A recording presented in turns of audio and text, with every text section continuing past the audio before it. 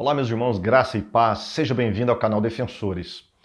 Este vídeo é um vídeo um tanto quanto polêmico e eu quero tratar de um assunto muito delicado que tem tomado conta dos jornais, dos noticiários de TV do Brasil. Diz respeito à deputada federal e também, segundo alguns, pastora, na verdade era uma cantora evangélica, a Flor de Lis. Ela, todo mundo sabe que está sendo acusada de ser a mandante do assassinato do próprio marido, com outras pessoas envolvidas, inclusive os próprios filhos. Mas não é sobre isso que eu quero falar exatamente. Eu quero falar sobre um outro episódio que está causando também comoção no meio evangélico. É aquele vídeo de um pastor, pastor Luiz Hermínio, onde ele profetiza bênçãos na vida tanto do marido quanto da Flor de Lis. Nesse vídeo, ele diz que o marido não é um homem para ficar dentro de quatro paredes, que Deus vai usá-lo em várias nações, em muitas nações, que ele seria um pai espiritual para outras pessoas. O pastor Luiz, ele é um pastor de uma igreja que está incluída dentro daquele movimento apostólico. Então, baseado em toda essas questões destes movimentos chamados apostólico, ele liberou, como eles dizem, liberou uma bênção profética na vida do casal. Muito bem, até aí tudo bem. No entanto, ele diz que isso iria se realizar. Tanto é assim que ele fala para gravar aquele vídeo, aquela conversa que ele está, onde ele está liberando essa bênção profética para este casal. Tanto era a certeza que ele tinha que aquilo era de Deus. Muito bem. Só que, daí a 8 meses, segundo a palavra do próprio pastor, aconteceu o assassinato. Aquilo que ele havia profetizado não se concretizou. E aí?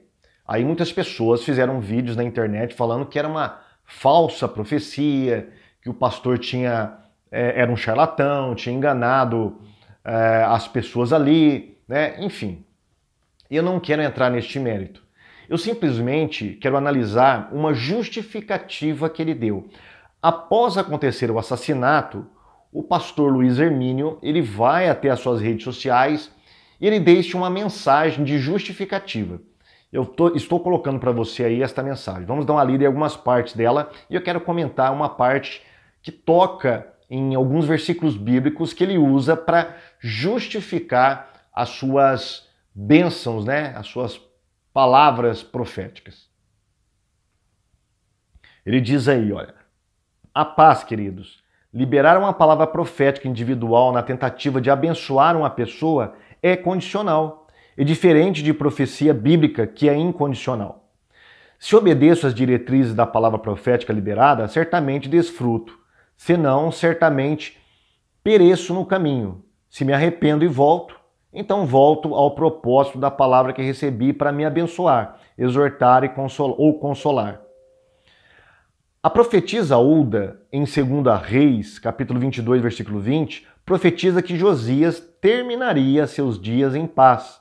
Mas em 2 Crônicas, capítulo 35, versículo 20 ao 25, na sua teimosia, Josias morreu em guerra.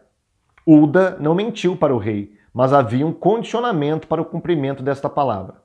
Essa palavra liberada, agora está falando da palavra que ele está liberando para a Flor de Lis junto com seu marido. Foi em 2018 e 8 meses depois houve o assassinato desse irmão. Não os conhecia, conheci naquele dia. Tem muitas conversas que tivemos que não estão em vídeo, mas amém. Na realidade errei, deveria ter exortado em público e abençoado em secreto. Fiz o contrário. Eu não vou ler todo o que ele disse aqui, tudo o que ele disse, todo o post dele, mas vamos comentar algumas coisas. Primeira coisa, ele diz que a Bíblia não tem uma profecia condicional. O primeiro erro dele. A Bíblia ela tem tanto profecia condicional quanto incondicional. É claro que mais de 90% das profecias bíblicas são incondicionais, mas existe profecias condicionais na Bíblia sim. Tanto é que em Jeremias, vamos dar uma lida aqui em Jeremias, capítulo 18, versículos 7 e 8, olha o que Deus diz. Se a tal nação, porém, contra a qual falar se converter da sua maldade, também eu me arrependerei do mal que pensava fazer-lhe. Então, essa é uma profecia condicional. Há uma condição. Que condição é essa? O arrependimento. Nós podemos ver um exemplo clássico disso na profecia de Jonas contra Nínive. Nínive se converteu e Deus então não trouxe o juízo sobre aquela cidade. Houve ali claramente a prática de uma profecia condicional. Tá? Mas a maioria das profecias bíblicas são incondicionais. Agora, o que ele tenta fazer aqui? Ele tenta dizer que a palavra profética dele foi uma palavra condicional. E para isso ele tenta se justificar em um versículo onde Ilquias ele leva o livro da lei que eles acham perdido no templo. O rei manda levar um profeta e Ilquias leva a profeta Hulda. E aí Hulda dá algumas orientações a respeito da vida do rei, do ministério do rei Josias. Vamos dar uma lida. Ele citou, né, primeiro, segundo Reis, capítulo 22, versículo 19 e 20, né, porque diz assim, olha: por isso eis que eu te recolherei a teus pais, e tu serás recolhido em paz à tua sepultura, e aos teus olhos não verão todo o mal que eu de trazer sobre este lugar. Então tornaram a trazer ao rei a resposta. Veja bem, a profecia diz que em paz será recolhido à sepultura, e você será recolhido com os teus pais. Aqui o que chama a atenção é a palavra em paz. Por quê? Porque ele vai citar depois, segundo Crônicas 35, onde fala da morte do rei Josias. Lá em segundo Crônicas 35 fala que Josias foi à guerra contra o faraó Neco, porque Neco estava guerreando contra a Síria. Josias não queria que Neco passasse pelos termos de Israel, foi ao encontro de Neco para guerrear contra ele e acabou morto pelo faraó Neco. E aí ele tenta justificar que a profecia de Hulda foi condicional, já que a profecia dela de que ele morreria em paz não se cumpriu porque ele morreu numa guerra, morreu nas mãos do faraó Neco. Será que isso tem a ver com o texto bíblico? Será que ele tem razão quanto a isso? A Bíblia Sagrada, ela mostra uma outra perspectiva. Quando você começa a analisar a Bíblia Sagrada, você percebe que não há contradição. Até mesmo as discrepâncias são resolvidas comparando texto com texto e também analisando o contexto, não só o contexto literário, mas o contexto histórico, cultural da época. Muito bem, vamos dar uma olhadinha aqui como que aconteceu isso. Em 2 Reis diz assim, ó, 22, 19 e 20, porque ele cita só parte, né, do versículo. Diz assim, olha: porquanto o teu coração se enterneceu e te humilhaste perante o Senhor, quando ouviste o que falei contra este lugar e contra os seus moradores, que seria para a assolação e para a maldição, e que rasgaste as tuas vestes e chorastes perante mim, também eu te ouvi, diz o Senhor. Por isso, eis que eu te recolherei a teus pais, e tu serás recolhido em paz à tua sepultura, e os teus olhos não verão todo o mal que hei de trazer sobre este lugar. Então tornaram a trazer ao rei a resposta. Veja, a profecia fala que Deus, enquanto Josias estivesse vivo, não deixaria que os seus inimigos tomassem Judá, tá? Tomassem Jerusalém, tomassem os territórios de Judá. É nesse sentido. Por quê? Porque Josias, ele se humilhou perante Deus. Ele fez o que era reto aos olhos do Senhor. Diante disso, diante desta humilhação, Deus faz essa promessa através da boca da profetisa Hulda, de que ele seria recolhido em paz, junto com os seus antepassados, à sepultura. E isso de fato aconteceu. Durante a vida do rei Josias, nenhuma nação invadiu Israel. O faraó Neco não estava invadindo Israel. Se você comparar outros versículos que falam, o próprio faraó fala: olha, não estou guerreando contra você, rei. Não se meta nisso. Ele estava guerreando contra a Síria, não contra Josias. Então, o território e a época em que Josias governava foi uma época de paz. Foi uma época em que nenhum inimigo invadiu Israel. No caso ali, o território de Judá. Tá? E de fato, então, cumpriu a profecia da profeta Hulda. Não tem nenhuma contradição.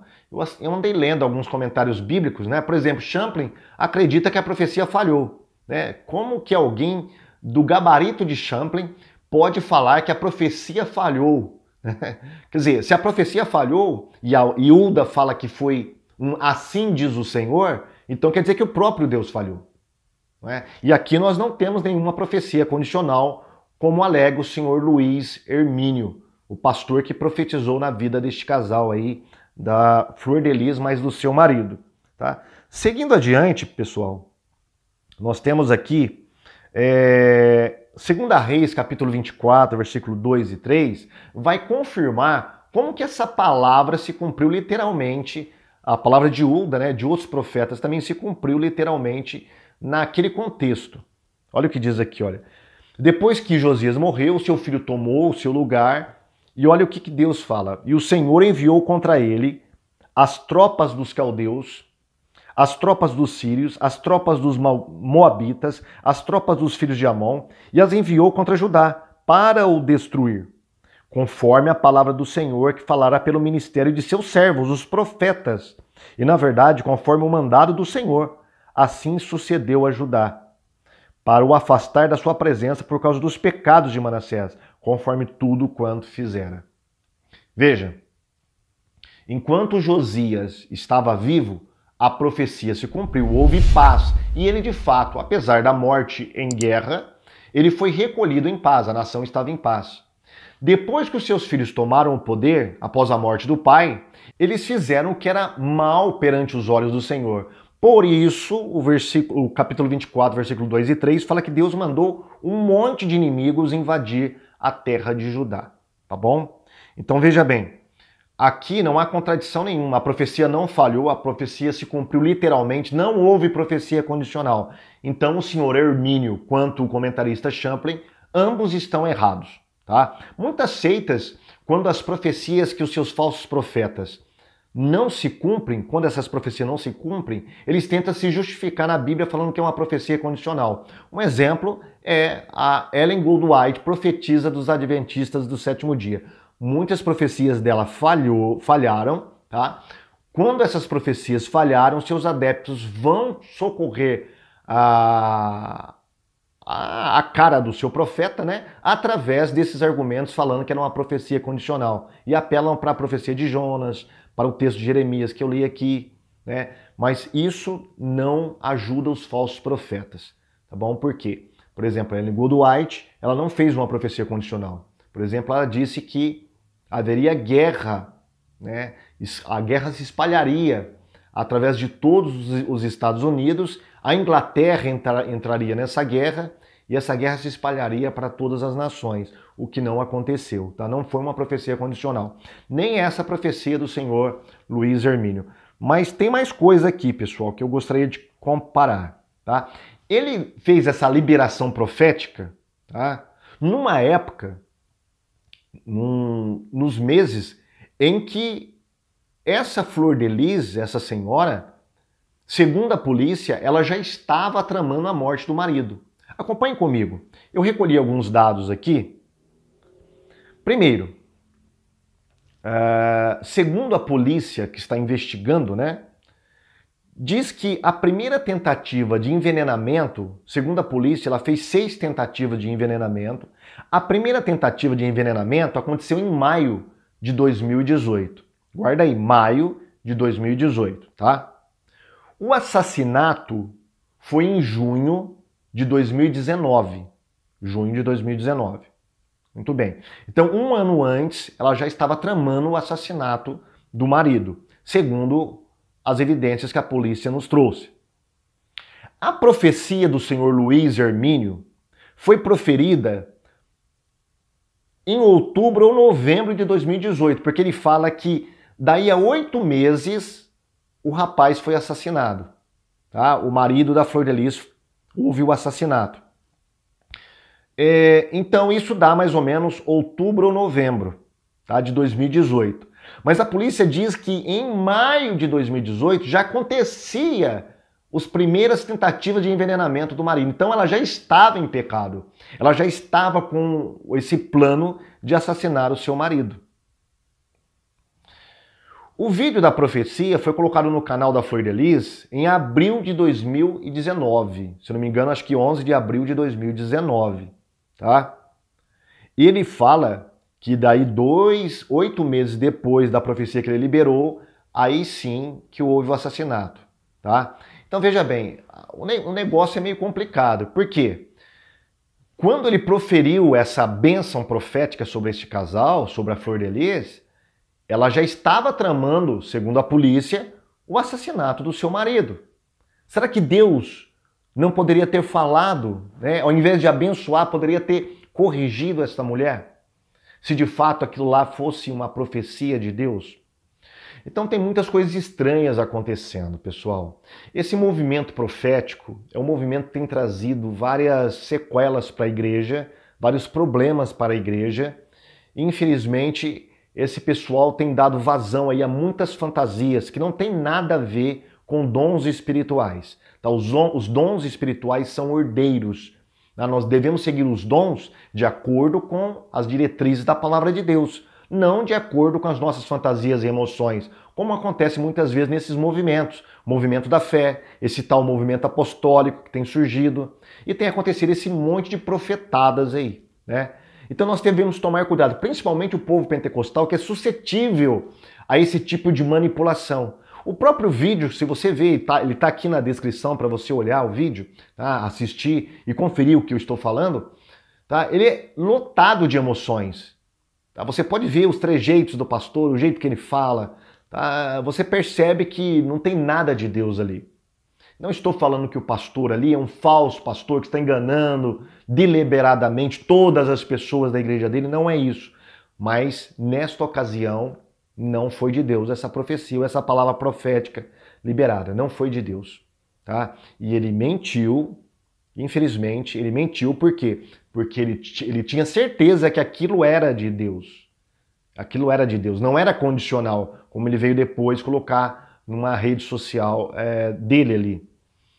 Então, fica aí o nosso alerta para todos os nossos irmãos, principalmente os pentecostais. Cuidado, tá? Veja se o Espírito é de Deus. João já falava isso lá na sua epístola. Provai os Espíritos, veja se são de Deus. Né? Veja se eles colidem com a doutrina da fé cristã. Na ocasião, João estava falando sobre os gnósticos. Aquele que fala que Jesus não vem em carne é o anticristo. Esse Espírito não é de Deus. Prove esse Espírito pelas Escrituras. Então nós devemos provar todos esses espíritos proféticos, todos esses movimentos que surgem através das Escrituras Sagradas. Tá bom? Meu irmão, fique com Deus, que Deus abençoe, proteja a sua vida e que o Espírito Santo, o Espírito de discernimento esteja sobre todos nós para distinguirmos entre o que é falso e o que é verdadeiro. Até o próximo vídeo.